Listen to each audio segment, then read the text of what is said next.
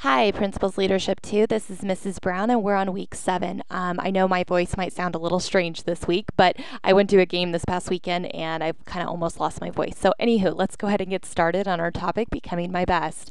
The learning concepts for this activity on Becoming My Best are self awareness, personal values, balance, and healthy life influences.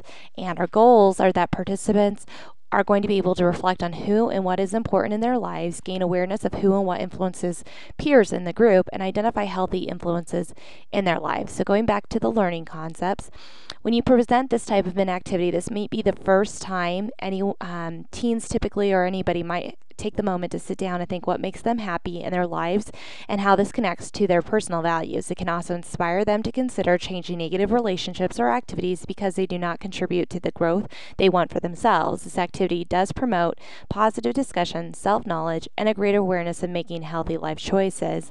This brings us to our topic on what makes us our best. And since 1965, William Glasser, who's an MD, who's over here, who has practiced, written about, and taught a counseling technique called reality therapy, more recently has come to be based on choice theory, which is also formulated by Dr. Glasser.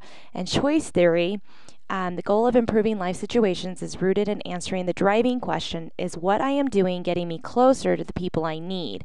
If the answer is no, the goal is to make different choices that will improve the quality and positive nature of the relationship. In the simplest form, the premise of reality therapy is that people are happiest and most successful when they look at choices and relationships in their life in present context. Reality therapy doesn't consider past relationships as a basis for change. Instead, it encourages individuals to reflect on, repair, or sever negative relationships in their lives. Its focus is number one, looking at things that can be changed, thoughts and actions, as the basis for making positive choices and changes in life. And two, it refrains from attempts to change things that can't be changed, such as feelings and physiological responses. For this activity, we're going to look at the people in our lives who help us become our best by fulfilling our needs for love and belonging, achievement, fun, and freedom. You are going to consider this activity and then choose to be involved and evaluate whether it is worthwhile or not. Apart from the focus on the importance of making choices, whether in relationships, leisure activities, or other personal arenas, you are going to not need the explanation of Glasser's theory in order to benefit from this activity. And although it is based on these theories, it isn't necessarily a counseling or therapeutic exercise. With this in mind, you don't need to frame it as therapeutic, particularly if you're doing this so that it will inhibit or dissuade some participants from reflecting on making positive changes in their lives by just saying that it's a therapy, because it really isn't. It's just based on these theories. So let's go ahead and take a look at what this activity and assignment is to be about.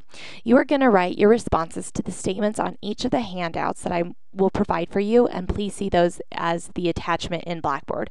I want you to think about the ideas as they relate to your life and the important people and activities in your life. You can think broadly for each section of the handout, or if you wish, you can narrow down your choices by thinking only of people and activities related to school or a favorite group you're part of.